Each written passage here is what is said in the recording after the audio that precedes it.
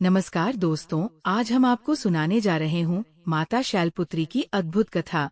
उनका जन्म, उनका दिव्य बचपन और वह घोर तपस्या जिसने पूरे ब्रह्मांड को हिला दिया।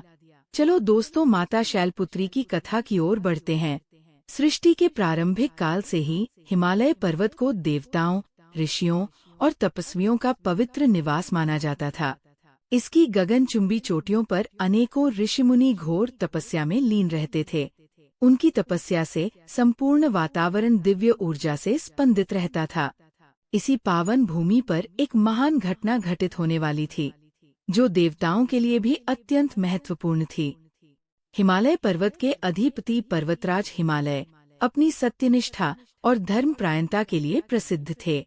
उनकी पत्नी देवी मैना देवी भी एक अत्यंत धर्मपरायण और तपस्विनी स्त्री थी।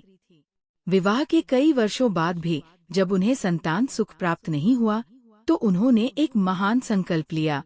पति पत्नी दोनों ने मिलकर एक दीर्घकालिक तपस्या का आरंभ किया। वे गहन वनों में जाकर कठोर तप करने लगे। वर्षों तक उन्होंने अपनी सभी इच्छाओं को त्याग कर केवल ध्यान और भक्ति में स्वयं को समर्पित कर दिया। उनके तप की अग्नि इतनी प्रबल थी कि स्वयं देवता, गंधर्व, किन्नर और सिद्धजन भी उनकी तपस्या की प्रशंसा करने लगे। जब पर्वतराज हिमालय और मैना देवी का तप अपने चरम पर पहुंचा, तो संपूर्ण ब्रह्मांड में हलचल मच गई। देवताओं ने देखा कि एक दिव्य ऊर्जा हिमालय के आसपास फैल रही है। तब स्वयं आदिशक्ति महामाया जगदम्बा प्रकट हुई। उनके तेज से दिशाएं आलोकित हो उठीं और वातावरण एक अद्भुत प्रकाश से भर गया।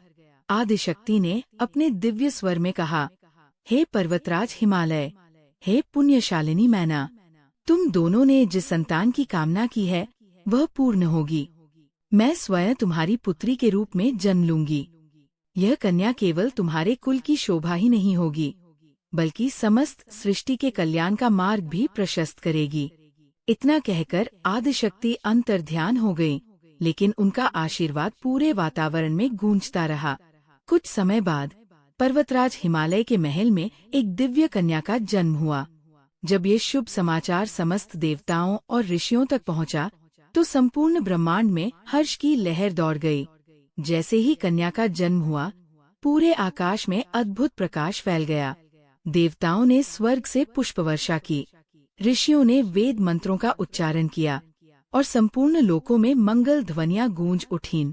इस दिव्य कन्या का नाम शैलपुत्री रखा गया, जिसका अर्थ है पर्वत की पुत्री। हिमालय के पवित्र शिखरों से झरने स्वतः प्रवाहित होने लगे। आकाश से मंद सुगंधित पवन प्रवाहित होने लगी, जिससे पूरा वातावरण सुखद हो गया। सरोवरों में नए कमल खिल गए और समस्त प्राणियों में एक अलौकिक आनंद छा गया। देवताओं ने स्वर्ग से अमृतमयी वर्षा की और ऋषियों ने दिव्य यज्ञ का आयोजन किया। स्वयं ब्रह्मा, विष्णु और महेश ने इस दिव्य जन्म की सराहना की और कहा, यह देवी संपूर्ण सृष्टि के कल्याण के लिए अवतरित हुई है। जन्म से ही यह कन्या अत्यंत दिव्य और तेजस्वी थी। उनके मुखमंडल पर अद्भुत आभा थी, जिससे समस्त लोक प्रकाशित हो उठे। वे बचपन से ही गहन साधना और भक्ति में लीन रहती थी। उनका स्वरूप इस प्रकार था, वे गौरी वर्ण की थी, अर्थात उनका शरीर शुभ्र ज्योतिरूपी आभा से युक्त था। उनका मन शांत, स्थिर और धैर्य से परिपूर्ण था। उनकी आंखों में दिव्यता और अपार करुणा का समावेश था। माता शैलपुत्री का जन्म केवल एक साधारण घटना नहीं थी। ये देवी सती का ही पुनर्जन्म था, जिन्होंने अपने पिछले जन्म में राजा दक्ष के यज्ञ में आत्मदाह कर लिया था। माता सती ने ये प्रतिज्ञा ली थी कि वे पुनः जन्म लेंगी और भगवान शिव को पुनः प्राप्त करेंगी। इसीलिए वे पर्वतराज हिमालय के यहाँ अवतरित हुई, ताकि अपने संकल्प को पूर्ण कर सकें। माता शैलपुत्री की पूजा नवरात्रि के प्रथम दिन की जाती है, क्योंकि वे शक्ति के प्रारंभिक स्वरूप का प्रतीक है। वंदे वांछित लाभाय चंद्रार्ध कृत शेखराम, वृषारूढ़ा शूलधरा शैलपुत्री यशस्विनीम। इस प्रकार माता शैलपुत्री के जन्म के साथ ही एक नए युग का आरंभ हुआ। ये केवल पर्वतराज हिमालय के लिए ही नहीं, बल्कि समस्त सृष्टि के लिए एक महासौभाग्य का समय था। उनकी उपासना से जीवन में अडिगता, शुद्धता और अपार शक्ति प्राप्त होती है। माता शैलपुत्री का जन्म तो दिव्य था ही, लेकिन उनका बचपन भी असाधारण और अद्भुत लीलाओं से भरा हुआ था। जैसे जैसे वे बड़ी होने लगी, उनकी गतिविधियां स्पष्ट रूप से दर्शाने लगी कि वे कोई साधारण बालिका नहीं, बल्कि स्वयं आदिशक्ति का अवतार है। उनके गुण और व्यवहार अन्य बालिकाओं से सर्वथा भिन्न थे। माता शैलपुत्री का हृदय बचपन से ही प्रकृति के प्रति गहरा लगाव रखता था। अन्य बालिकाएं जहाँ खेल कूद और सामान्य बाल सुलभ क्रियाओं में रुचि लेती थी, वहीं शैलपुत्री का मन पर्वतों, नदियों, वृक्षों और वनों की शरण में अधिक रमन करता था। वे पर्वतराज हिमालय की गगनचुंबी चोटियों पर अकेले ही चली जाती और वहां ध्यान में लीन हो जाती। जब वे ध्यान में होती तो उनके चारों ओर एक दिव्य आभा फैल जाती। पक्षी और वन्य जीव बिना किसी भय के उनके समीप आकर बैठ जाते। उनका सान्निध्य पाकर वृक्षों में नए पुष्प खिल जाते और नदियों का जल और भी स्वच्छ एवं पवित्र हो जाता। उनका ये स्वभाव देखकर हिमालय और मैना देवी आश्चर्यचकित रहते, लेकिन उन्हें ज्ञात था कि उनकी पुत्री कोई सामान्य बालिका नहीं, बल्कि स्वयं आदिशक्ति का अवतार है।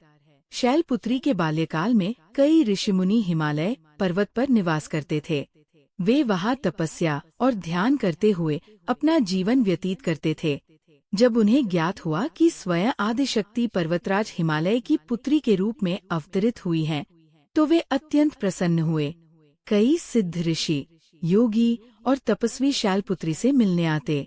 वे उनकी दिव्य चेतना और आभा मंडल को देखकर विस्मित हो जाते।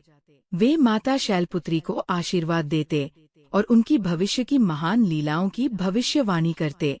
ऋषि अत्रि, ऋषि वशिष्ठ और स्वयं महर्षि नारद भी उनसे मिलने आए थे।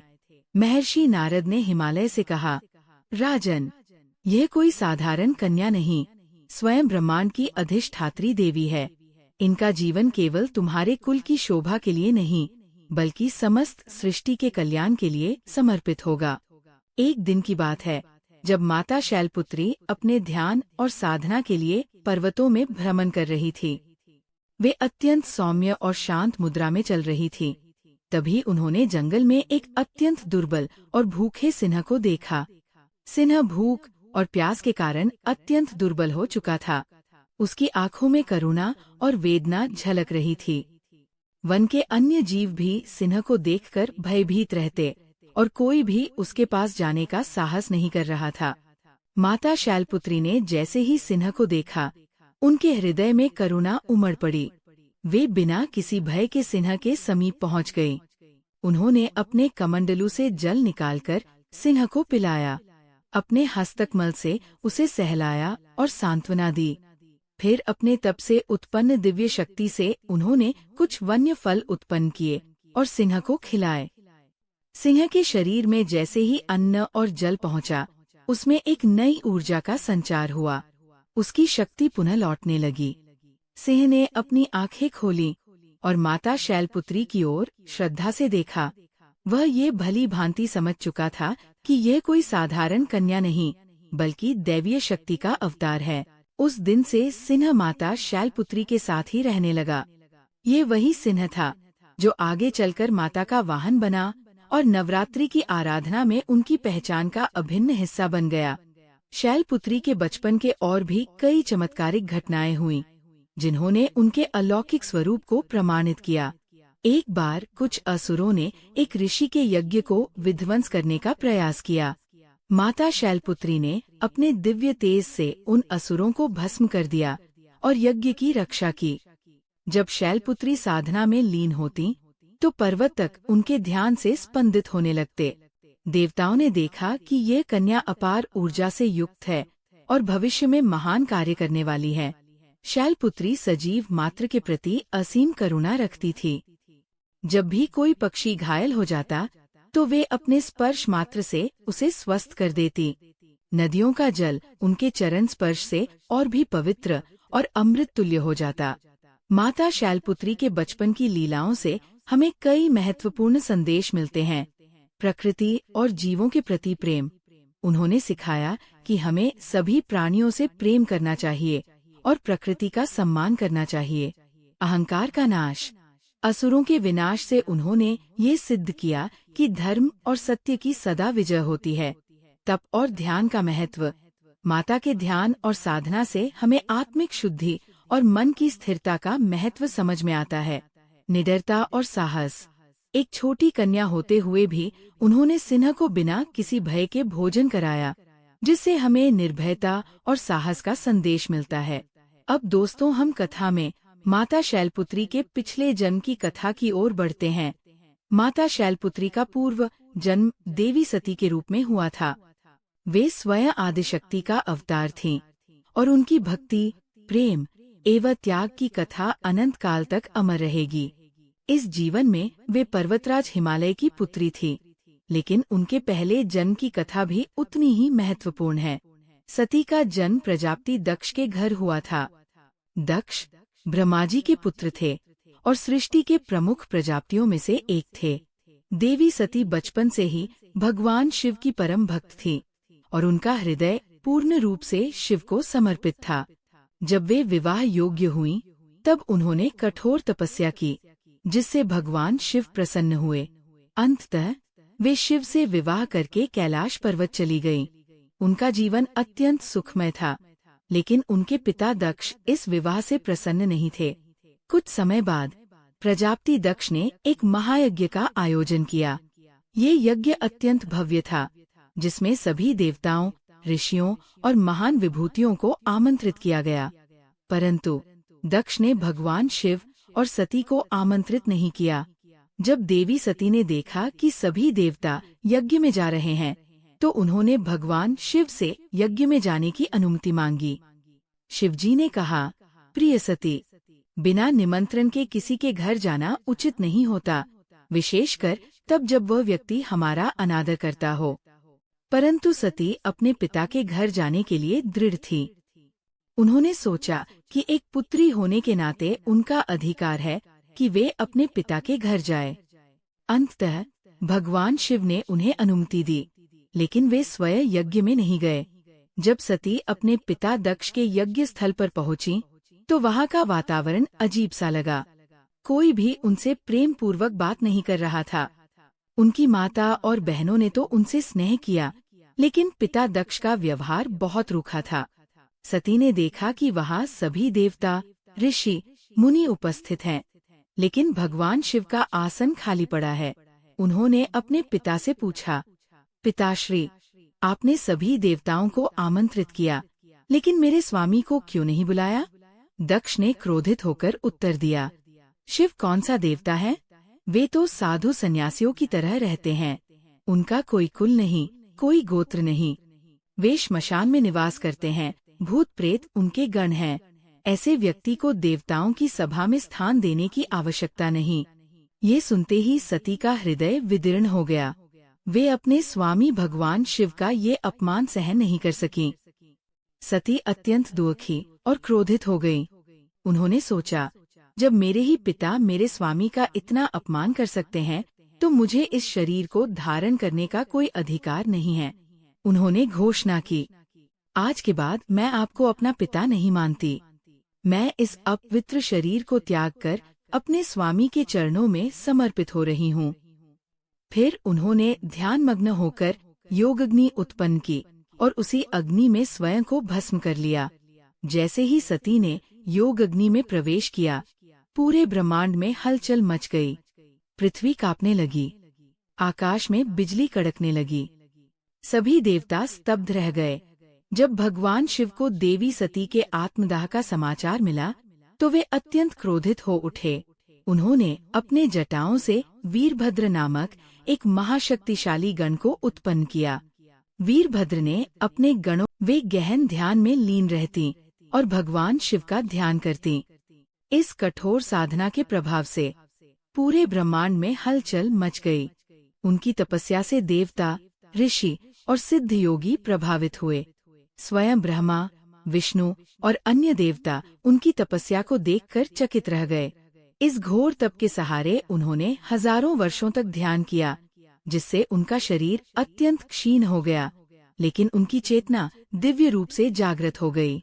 जब शैलपुत्री की तपस्या अपने चरम पर पहुंची, तब भगवान शिव ने उनकी भक्ति की परीक्षा लेने का निश्चय किया।